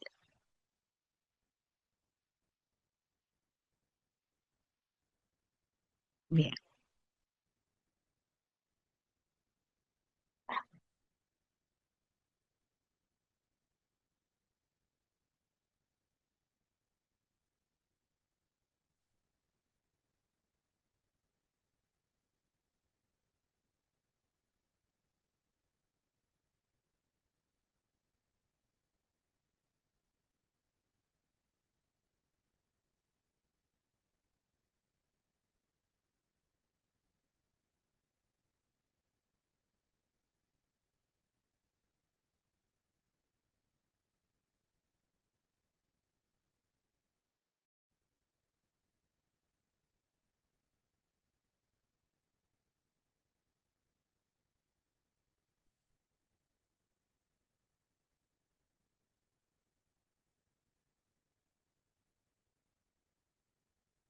bien, acá dice, a ver, está bien. Con el apoyo de la docente, los estudiantes han logrado armar el portarretrato y ahora van a decorar. La docente busca aprovechar esta situación para que los estudiantes elaboren patrones de repetición. Van a hacer su portarretrato a través de la elaboración de patrones de repetición.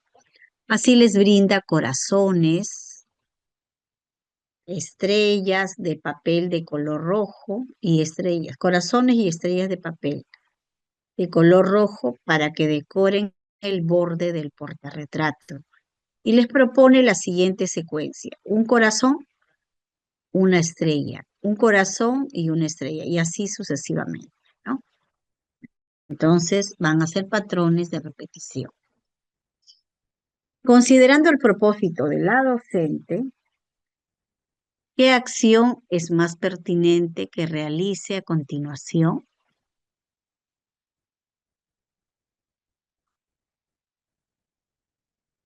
A. Iniciar, dice, con cada estudiante el patrón de repetición propuesto. Luego animarlos para que continúen por sí mismos y ayudarlos física o verbalmente cuando lo requiera.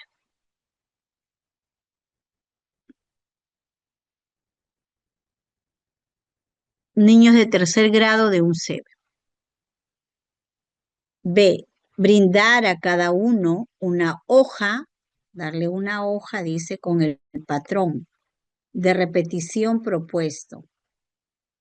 Luego indicarle que empleen esa hoja como apoyo visual. Les va a dar una hoja para que decoren su portarretrato, ¿no? Le van a dar la secuencia, el patrón de repetición en una hoja y se guíen.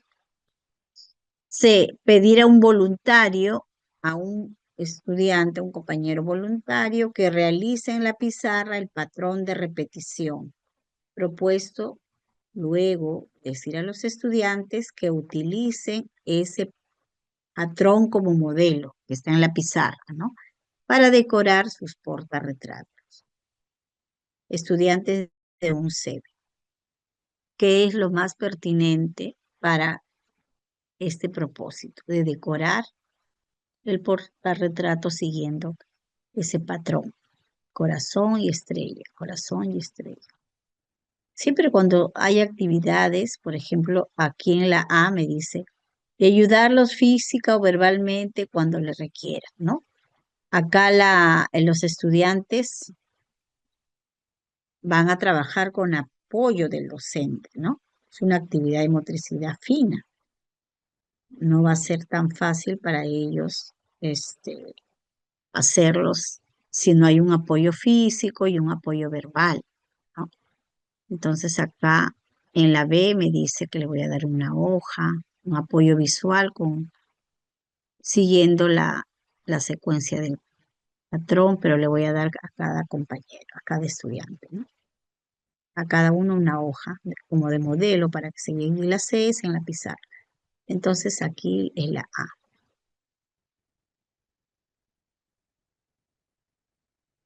Bien.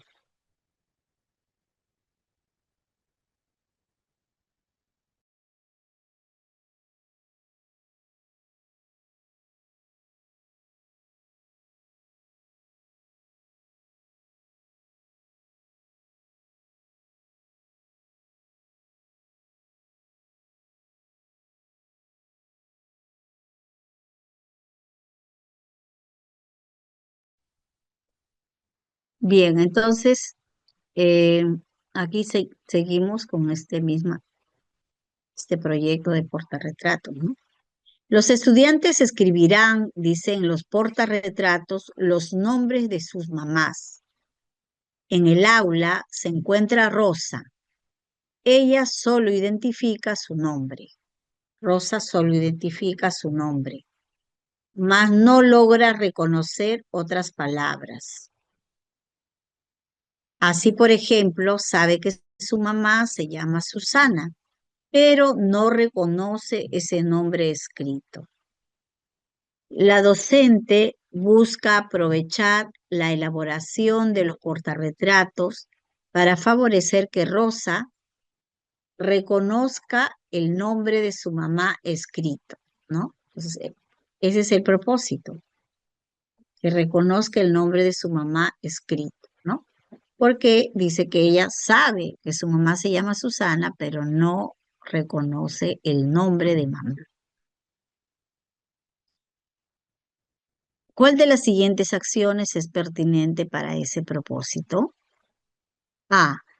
Enseñarle tarjetas con sílabas que forman el nombre de su mamá y decirle, este es el nombre de tu mamá, ella se llama Susana.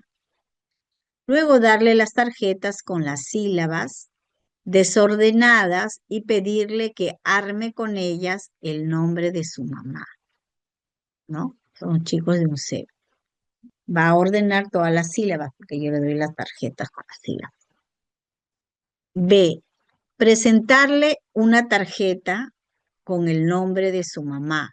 Le voy a dar una tarjeta con el nombre de su mamá y decirle, este es el nombre de tu mamá, aquí dice Susana.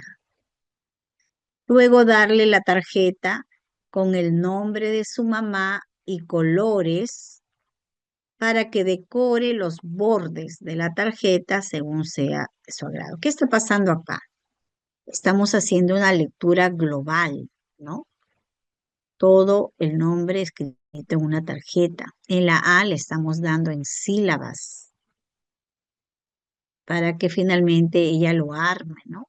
¿Cuál sería primero? Primero, reconocimiento global, la lectura global de la palabra, y después, cuando ya la ha reconocido de forma global, ella pueda usar esas fracciones que serían las sílabas para poder nuevamente hacer el nombre de mamá. ¿Cuál sería primero? A ver, la C, ¿qué nos dice? La C nos dice mostrarle la foto de mamá y las tarjetas silábicas que forman su nombre y decirle, aquí dice Susana, este es el nombre de tu mamá. Luego entregarle una hoja con el nombre de su mamá delineado para que lo repase.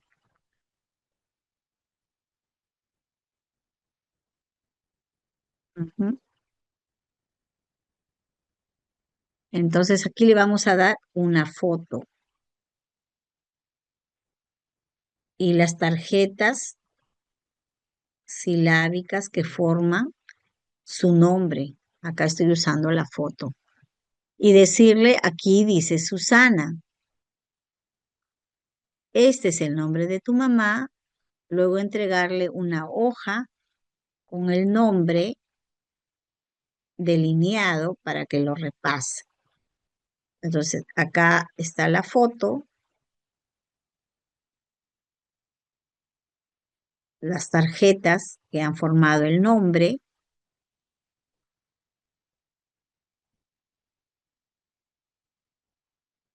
y le damos una hoja con el nombre escrito para que lo repase, ¿no? Con una plantilla, ¿no? Así como se entrega una plantilla de color amarillo, un color claro, para que lo repase. Entonces, ¿cuál es el propósito ahí, acá? Que ella reconozca el nombre de su mamá. Eso es el propósito. ¿Cuál sería lo más adecuado? En la B, en la A solo le doy las sílabas para que ella forme la palabra. En la B le doy la tarjeta completa y le digo, este es el nombre de tu mamá, y le digo que decore, ¿no? Ahí va a decorar. Ya le doy la tarjeta lista. En la C le doy las tarjetas silábicas que forman el nombre y el nombre en una plantilla para que lo repase.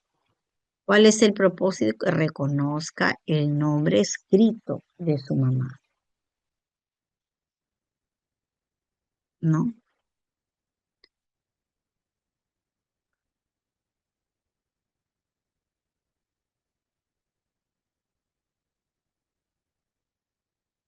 ¿Cuál de las siguientes acciones es pertinente para este propósito? ¿La A, la B o la C? O sea, acá estamos relacionando, acá la respuesta es la C, ¿no?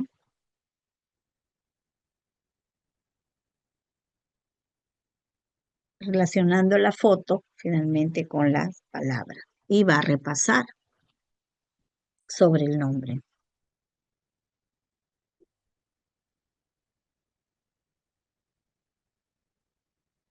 Bien,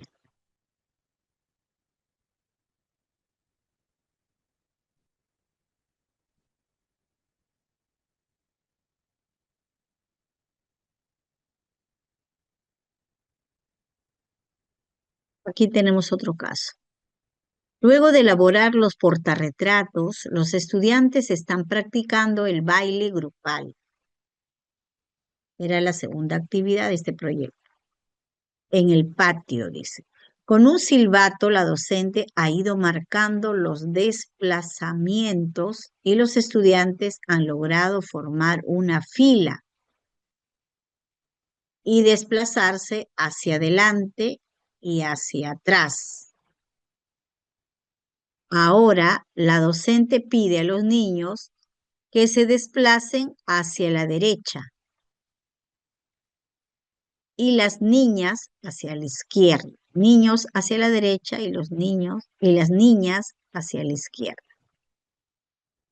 Sin embargo, la mayoría de estudiantes no sigue las indicaciones y se desplazan en diferentes direcciones. ¿Cuál de las siguientes acciones es más pertinente que realice la docente para favorecer el reconocimiento de la lateralidad en los estudiantes? ¿No? Reconocimiento de la lateralidad. El propósito es ese. A. Dibujar en la esquina derecha del patio un círculo de color rojo y en la esquina izquierda del patio un círculo azul. Luego indicarles que los niños deben ir al círculo rojo y las niñas al círculo azul, porque es el izquierdo, ¿no? B. Vestir un polo rojo y del mismo modo pedir a la auxiliar que vista un polo azul, ¿no? La maestra va a estar con polo rojo y la auxiliar con polo azul. Luego decirle que los niños irán al lado derecho acompañando a la docente y las niñas se dirigirán al lado izquierdo siguiendo al auxiliar. C. Colocar un pañuelo rojo en la mano derecha de los niños, mientras se le indica que esa es su mano derecha. Después colocar un pañuelo azul en la mano izquierda de las niñas y decirles que esa es su mano izquierda. Luego decir a los niños que levanten la mano que tiene el pañuelo y avancen en esa dirección. Y hacer lo mismo con las niñas. Ahí nos damos cuenta que el punto de referencia es el propio cuerpo del niño para poder favorecer el reconocimiento de la lateralidad, ¿no? En la A está el círculo, que es un símbolo de referencia, pero la idea es, acá me dice, cómo favorezco el reconocimiento de la lateralidad en los estudiantes, ¿no? Para esa actividad y puedan desplazarse. Entonces yo tengo que trabajar la lateralidad en el mismo cuerpo del niño, en este caso que reconozcan, ¿no? Ese pañuelo que se les ha colocado para que puedan desplazarse, ¿no? Algunos a la izquierda, otros a la derecha. Los niños a la derecha y las niñas a la izquierda. Entonces ahí sería la C. Punto de referencia siempre tiene que ser el mismo niño, sobre todo si es algo nuevo para ellos, ¿no? No en la otra persona y bueno, ellos tienen que saber posicionarse en el espacio. Y lo van a hacer con apoyo de ese pañuelo amarrado en su mano. Bien,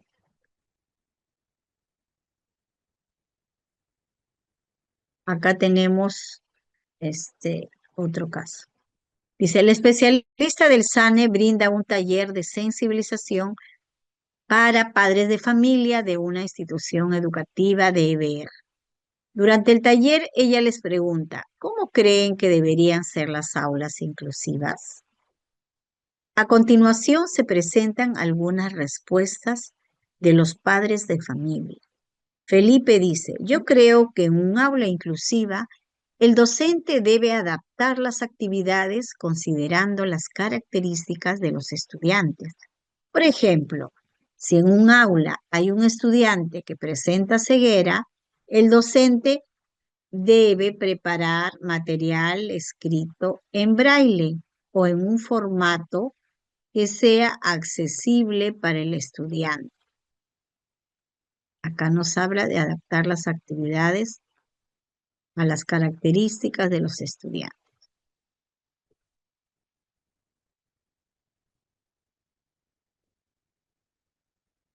Catalina dice, pienso que en un aula inclusiva todos los estudiantes deben participar en las actividades y contribuir en la medida de sus posibilidades. Por ejemplo, mi sobrino presenta trastorno del espectro autista y tiene muy buena memoria.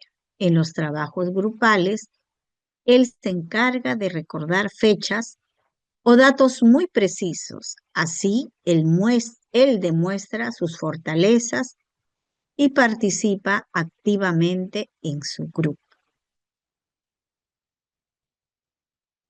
Antonieta dice, creo que en un aula inclusiva debe haber un auxiliar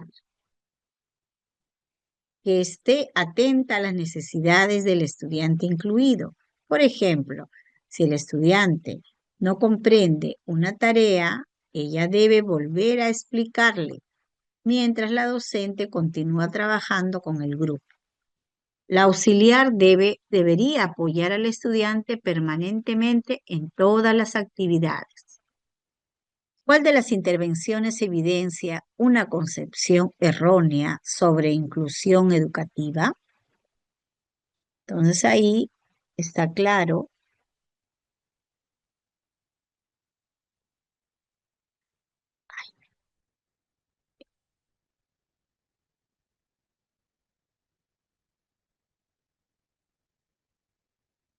está bien, ¿no? Catalina Antonieta.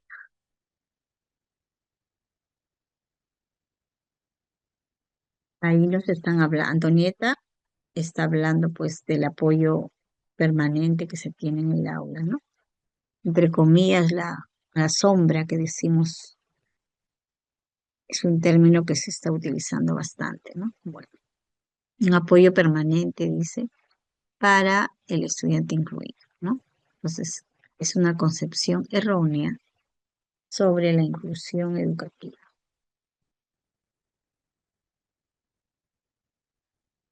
Bien. Los estudiantes de sexto grado de primaria de una institución de BR visitan un museo de 2 pisos que no cuenta con ascensor. En el grupo se encuentra Piero, un estudiante que presenta ceguera total y se desplaza con bastón. Piero recorre el primer piso de manera autónoma.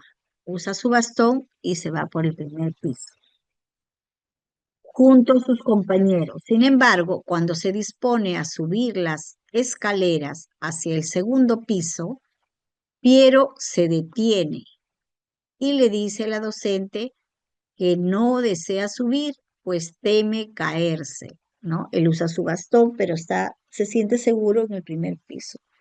Ya para el segundo le cuesta, tiene temor. Y no quiere subir, le dice a la docente. ¿Cuál de las siguientes acciones favorece la inclusión de Piero en esta situación? Está hablando de inclusión, ¿ya? ¿Qué es la inclusión? Enfoque inclusivo. Eso me dice que Piero tiene que participar, ¿no? De esa actividad, con los apoyos que requiere, pero tiene que participar. A. Decirle a Piero que uno de sus compañeros será su guía vidente y lo acompañará hasta que él lo desee. Obviamente, esa es la respuesta que le da la docente cuando él le dice que no quiere subir, pues tiene miedo caerse, ¿no?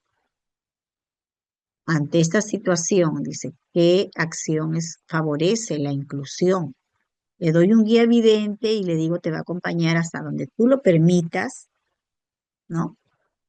B, decirle a Piero que él se quedará en el primer piso y sus compañeros subirán por grupos para que no se quede solo. Es decir, lo vamos a dejar, pero acompañado, como que, entre comillas, respetando su decisión, que él no desea subir porque tiene miedo. Pero eso hace de que él no participe. Y cuando nos ponen así, favorecer la inclusión, y bueno, hablamos de inclusión, ¿no? Tenemos que poner la opción donde él sí participa, ¿no?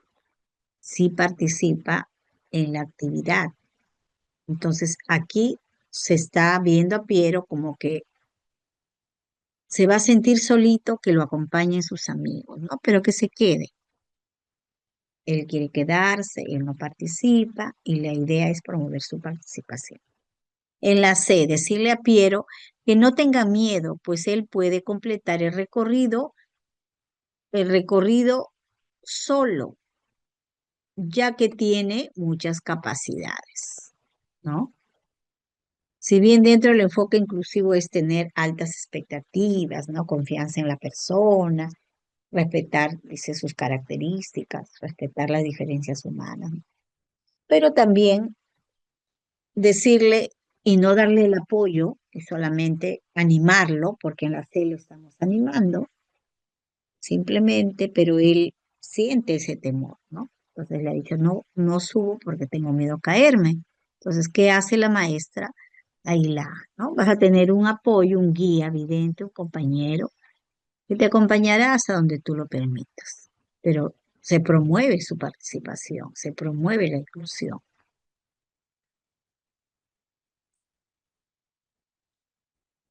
Y evitar eso, ¿no? La B que dice te vas a quedar y viéndole como que alguien que no puede y para que no se quede solo, pobrecito, que se queden sus compañeros y subimos por grupos. La idea es promover que él participe. Entonces ahí la respuesta es la A.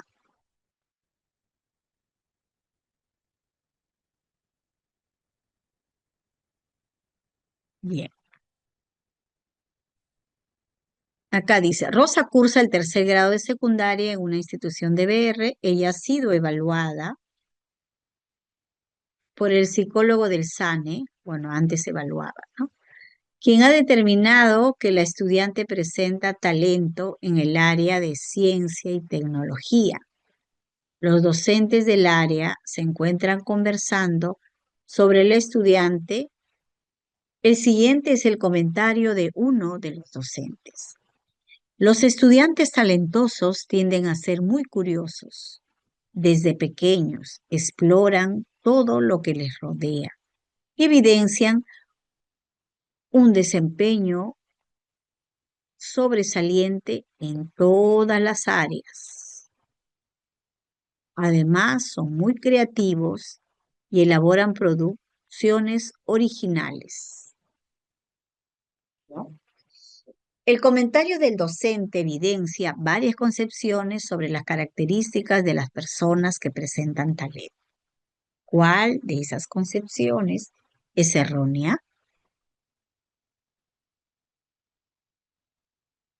¿Ya? Entonces estamos hablando del comentario. ¿Cuál es errónea de esos comentarios que ha hecho? A. Los estudiantes talentosos tienden a ser muy curiosos y exploran lo que les rodea. Bien, dice ahí. A. Los estudiantes talentosos evidencian un rendimiento sobresaliente en todas las áreas.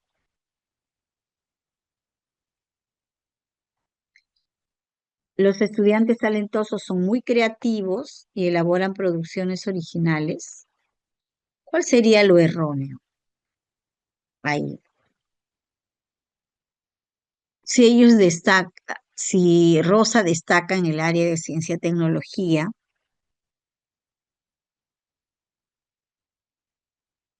obviamente va a ser talentosa, curiosa y va a explorar, ¿no? Eh, porque ella destaca en esa área, ¿no? Los estudiantes como Rosa, que dice ha sido evaluada y presenta talento en el área de ciencia y tecnología. Talento.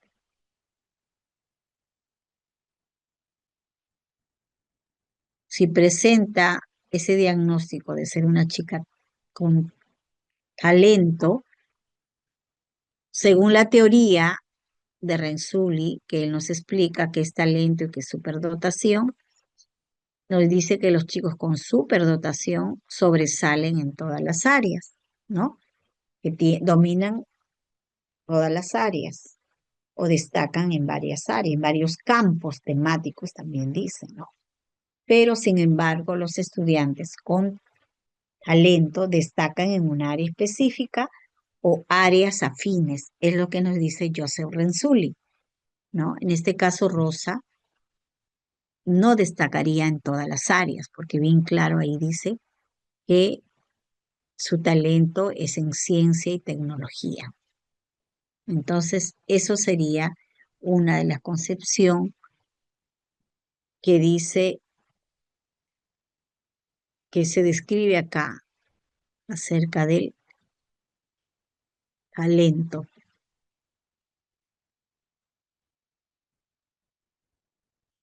Entonces, ahí sería la B.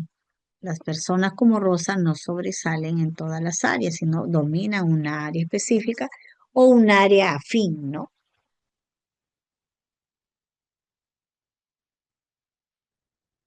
O también un área afín, mejor dicho, ¿no? Pero cuando se habla de la superdotación, sí, estamos hablando de un dominio en varios campos, en varias áreas, o todas las áreas, ¿no? Como dice lo descrito por Joseph Rasulli cuando habla de talento y superdotación. Bien. Alejandra es un estudiante que cursa tercer grado de primaria en una institución de BR.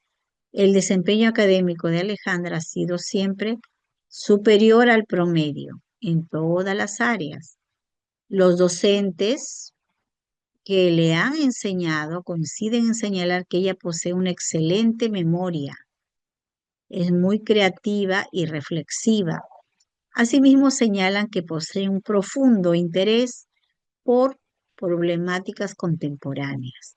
Por último, indican que es perfeccionista y debido a ello suele disgustarse con sus compañeros cuando realizan actividades grupales, pues considera que ellos no se desempeñan adecuadamente, ¿no? Respecto a las altas capacidades, ¿qué se puede afirmar sobre Alejandra a partir de las características descritas? Que es un estudiante genio, que es una estudiante talentosa, que es una estudiante superdotada.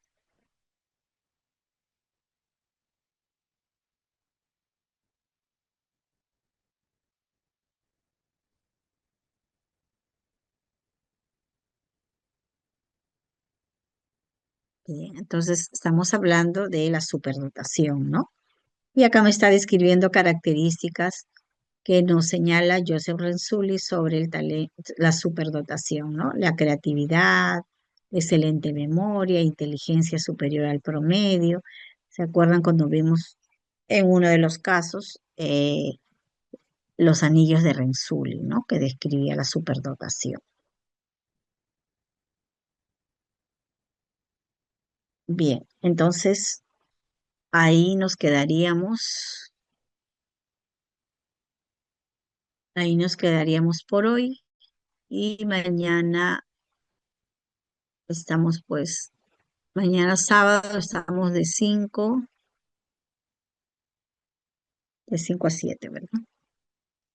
Entonces mañana tenemos ya otro grupo de casos. Bien, estamos en nuestro repaso y ya este mes tenemos un simulacro. El visual coordinador ya les hará llegar y donde se va a desarrollar pues diferentes casuísticas de las diferentes evaluaciones de ascenso de varios años, ¿no? Bien, nos vemos entonces el día de mañana. Buenas noches.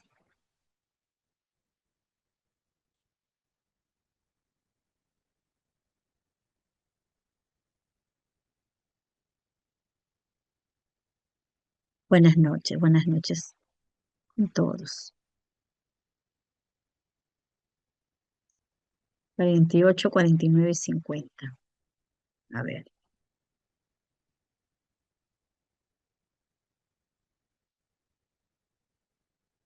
48 la C. 49 la A. La experiencia directa con las frutas, ¿no? De saborearlas, tocarlas, olerlas y mencionar los nombres. Y la 50 es la B, reducir la extensión del texto.